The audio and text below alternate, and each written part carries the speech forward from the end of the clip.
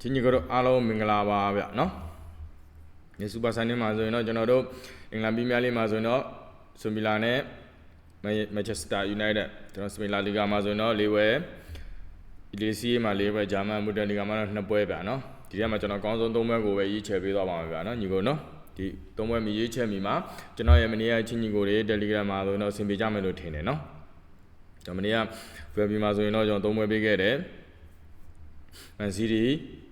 လာဇီယိုကိုအောက်ပေးခဲ့တယ်ဗျခရိုမိုနီယာပေးခဲ့တယ်ဒါပေမဲ့ဘိုးမောက်အဆင်မပြေခဲ့ပြီနော်ဖီချာနယ်မှာဆိုရင်တော့အဆင်ပြေကြမယ်လို့ဖြစ်နေမန်စီးတီတပွဲကတော့အောင်သွားတယ်ဗျနော်ကျန်တဲ့3ပွဲကတော့တိတ်ရည်ဆက်တာဗီကိုရီမဲရီနီယူကာဆယ်ကိုပေးခဲ့တယ်နော်အဆင်ပြေကြမယ်လို့ထင်တယ်ကြီးညီကိုနော်ကဲကျွန်တော်တို့အဆွန်မီလာနဲ့မိန်ပွဲလေးကြည့်လိုက်အောင်ဗျနော်ညီကိုနော်ကျွန်တော်တို့ဒီလက်ရှိပရီးမီးယားလိပွဲစဉ်6ပွဲဆက်အနိုင်ကြောင်းကျွန်တော်ဒီဘီလာချန်ပီယံလိချန်ပီယံလမ်းကြောင်းပေါ်ကိုရောက်ရှိနေတဲ့ချင်းကြီးကိုတို့เนาะဒါပေမဲ့ကျွန်တော်ဘီလာရဲ့နောက်ဆုံးပရီးမီးယားလိ5ပွဲမှာဆိုရင်လည်းပြန်လန်သွင်းကိုမရှိတာဆိုလို့ကျွန်တော်ဝူတသိန်းကိုပဲရှိခဲ့တယ်ဗျချင်းကြီးကိုဒါပေမဲ့မန်ယူကလည်းပရီးမီးယားလိမှာဆိုဝေးကွင်းနောက်ဆုံး5ပွဲမှာလည်းမရှုံးခဲ့ဘူးညီကိုတို့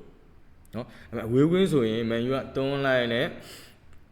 ကိုတွန်းလိုက်ပေးလိုက်နဲ့မန်ယူကဒါပေမဲ့မန်ယူနောက်ဆုံးဝေးကွင်း9ပွဲစလုံးမှာလည်းနှစ်ဖက်3ဂိုးတွေက3ဂိုးထက်ရှိခဲ့တယ်ဗျညီကိုတို့ဒါပေမဲ့ကျွန်တော်လက်ရှိကြည့်မယ်ဆိုရင်ကျွန်တော်လက်ရှိရဲ့ဘီလာရဲ့အကျော်ပေးမှုမှာဆိုတော့တစ်လုံး90စာတော့ပေးထားတယ်ဗျဒါပေမဲ့ဂိုးဘော်ပေါ့နော်ဂိုးဘော်ကျော်ပေးမှုမှာဆိုရင်3လုံး30စာပေးထားတယ်ညီကိုတွေဒါပေမဲ့ကျွန်တော်ကတော့အဆွန်ဘီလာကိုပဲရွေးချယ်ပေးတယ်ဗျအဆွန်ဘီလာဘော်ဒီနဲ့ဂိုးဘော်ပဲရွေးချယ်ပေးလိုက်တယ်ချင်းညီကိုနော်မန်ယူဖန်တွေကတော့ကျွန်တော်ကို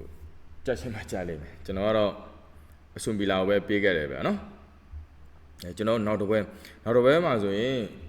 ဗီလာရဲနဲ့ဘာစီလိုနာစပိန်လာလီဂါပွဲပေါ့နော်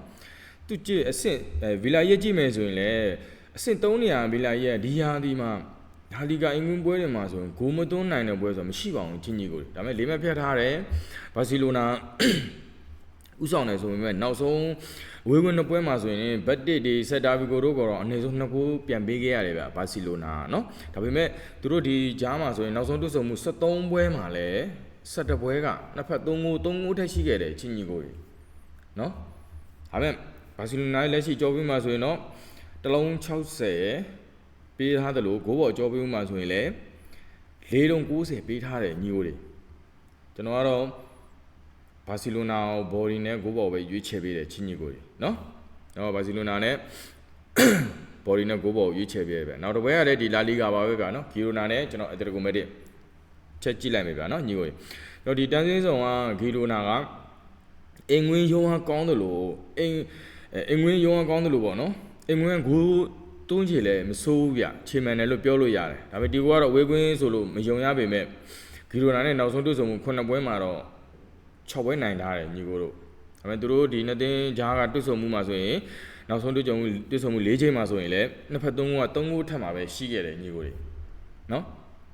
ဒါပေမဲ့လက်ရှိကျွန်တော်ကြည့်မယ်ဆိုရင်အက်တလီကိုမက်ဒစ်ကလက်ရှိကြောပြီးမှဆိုရင်လည်းတစ်လုံး40စာပေးထားသလို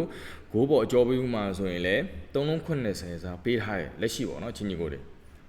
ကျွန်တော်ကတော့အက်တလီကိုမက်ဒစ်ကိုဘော်ဒီနဲ့ဂိုးပေါ်ပဲရွေးချယ်ပေးလိုက်ပါတယ်ချင်းညီကိုတွေနော်ကျွန်တော်ရဲ့ Telegram နဲ့ဆက်သွယ်လာအားပေးလို့ရပါတယ်ဗျာနော်ချင်းချင်းကိုနော်ကျွန်တော်ရဲ့ YouTube မှာလည်းတင်ပေးထားပါတယ်ဗျာနော်အောက်မှာကျွန်တော်ရဲ့ link လေး feed channel တွေ link တွေချပေးထားပါတယ်ဗျာချင်းချင်းကိုနော်အားလုံးကြမ်းမှချမ်းသာပါစေလို့ကုစိုး support channel ရဲ့ဆုမကောင်းတောင်းပေးလိုက်ပါတယ်နော်ရှေ့ရတာပြောနေနောက်ကဒုံနဲ့ဟုတ်ကဲ့နော်အားလုံးကြမ်းမှချမ်းသာကြပါစေဗျာနော်